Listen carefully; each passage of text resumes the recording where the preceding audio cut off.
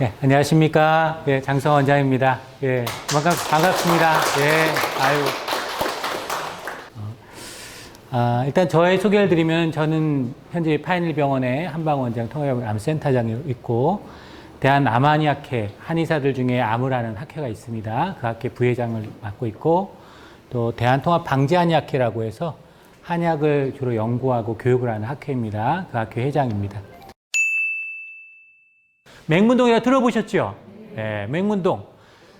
이게 대표적으로 후두염을 완화하는 대표적인 한방 약초입니다.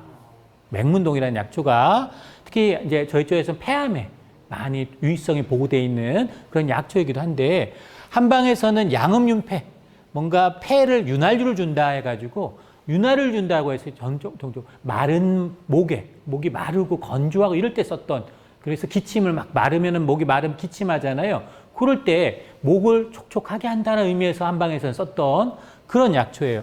오늘날 보면 얘는 어떤 기전이냐, 요 기전에 대한 내용을 봤더니 실제로 얘는 맹문동을 물에다가 이렇게 달여가지고 한 추출물을 보니까 기관지 점맥의 분비를 촉진해요. 분비가 잘 나오게, 윤활유가 잘 나오게 하는 거예요. 쉽게 말하면. 그리고 기관지 산모운동을 촉진해서 가래 같은 게 잘 나가게 해줘요. 잘 나오게. 그리고 기도의 염증을 또 과민 반응을 억제한 효과가 바로 맹문동에 있어요. 그래서 이 성분은 오피오고 포고닌이라는 성분이 있는데, 이게 기도 상피세포로부터 생기는 뮤신이라는 양을 증가시켜요. 그래서 촉촉하게 한단 말이에요. 그래서 맞는 말이 되는 거고, 이게 이 염증성 폐질환에 다양하게 폐렴이라든가 지금 말하는 뭐 후두염, 인후염, 많이 다양하게 폐렴에도 저희 하기도 감염에도 많이 쓰이는 게 맹문동이라는 약재예요. 그래서 실제로 얘는 염증 물질을 전체적으로 낮추고 기관지 감염증을 낮춰주는 효능이 있어요. 실제로 그런 연구들이 대단히 많아요. 대단히 많아요. 오늘날에는 지금 보시는데 정상 기도 물질이 이제 상피보다 이렇게 되어 있으면, 염증이 있으면 이게 상처가 나고 벗겨지고 이래요. 점막의 상피, 이게 기도 상피가. 그러면 요거를 맹문동을 쓰면 이렇게 정상처럼 회복이 된단 말이에요. 이게 점막의 손상을 많이 완화하는 대표적인 약초가 뭐라고요? 맹문동이에요. 후두염의 가장 기초적인 한방의 약초예요. 그런데 이제 전통적으로 한방에서는 맹문동을 중심으로 한 탕약이 있어요. 이름이 뭐겠어요? 맹문동탕이라 그래요. 맹문동탕. 이 맹문동탕은 일본의 의사들도 상당히 많이 써요. 일본은 법적으로 의사들이 한약을 쓸 수 있다고 말씀드렸죠. 그래서 일본은 의사들이 한약을 대단히 많이 써요. 기관지염에도 쓰고 후두염에도 쓰고 여러 근거가 아주 많이 있어요. 하는 것들은. 이 약은, 맹문동탕은 객관적으로 기관지염, 기관지천식, 또 오늘날 지금 제가 말하는 후두염, 목신 소리에도 이게 쓰이고, 맹문탕이 인두염에도 쓰고, 상기도염, 인후건조증에도 쓰고, 목이 마를 때도 쓰고, 다양하게 쓰는 약이 바로 뭐라고요? 맹문동탕이에요. 맹문동이 많이 들어있기 때문에 그래요. 얘는 구성이 어떻게 되어 있냐면 맹문동이 많이 들어있어요. 그리고 반하고 인상 감초, 갱미라에서 쌀이에요. 대추, 감초, 이렇게 간단하게 구성이 되어 있어요. 반하는 가래를 없앤 얘기고, 맹문동은 뭐예요?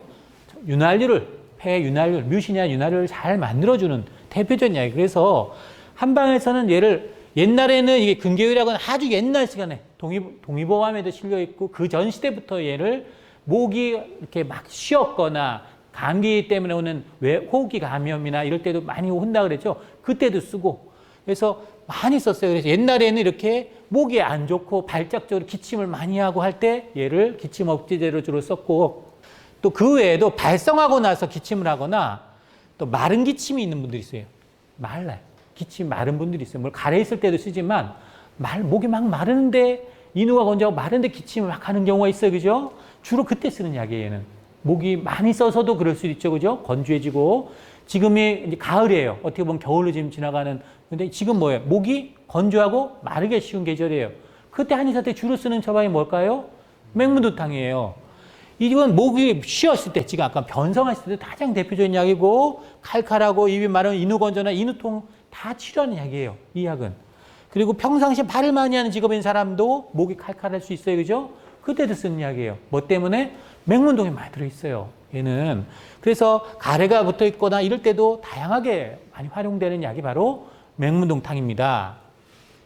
이 효능은 기관지를 확장하고 염증을 억제하고 섬모 운동 증가하고 계면활성 물질에서 윤활유를 분비시키는 작용이 있어서 이런 근거들이 다양하게 보고돼 있어요. 기도를 과민하지 않고 청정하게 하고 건조하지 않고 염증 없애하게 하고 이런 작용이 있는 대표적인 약이에요.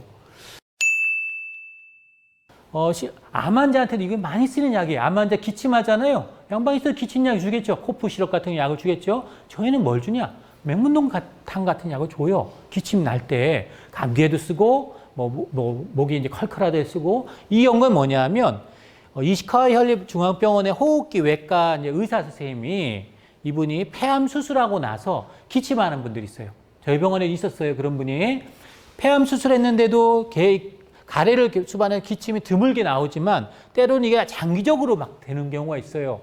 이런 경우에 너무 오랫동안 이게 오는 기침에 이 폐암 수술하고 이런 분이 있는데 맥문동탕을 쓰면 어떨까 도움이 될까 연구를 해본 거예요. 여기서 이 병원에서 이 호흡기외과 선생님 의사 선생님이 한약에 대해서 연구를 했어요. 뭘 가지고? 맥문동탕이라는 약을 가지고 2005년부터 2008년까지 약 3년가량 이 병원의 외래에서 폐암 수술하고 3주 이상 걸쳐서 기침이 계속 나는 거예요.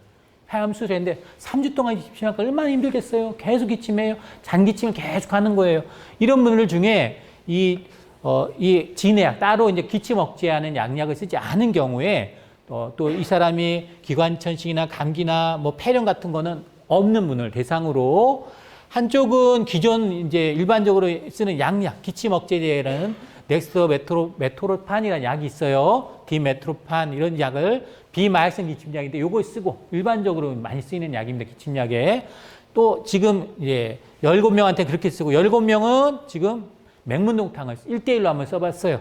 똑같은 조건을 가지고. 그래서 누가 더 빨리 좀 가라앉나 임상 연구를 해본 거예요.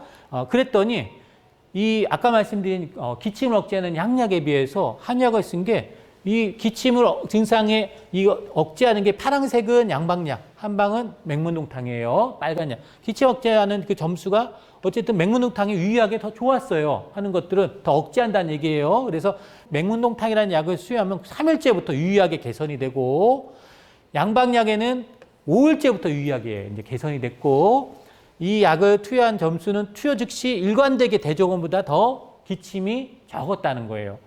그래서 6일째 이후부터 4주간에 걸쳐서 유의하게 맥문동을 쓴 경우가 양방약 쓴 경우보다 더 기침이 폐암 수술하고 나서 오래된 기침에 억제 효과가 있었다라는 보고예요.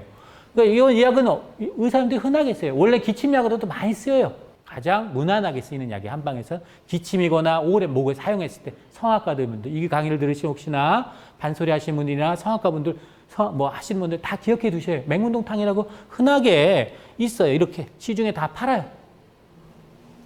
맥다 여러 가지 종류로 맥문동탕이 그만큼 보편하게 내있는 약이에요.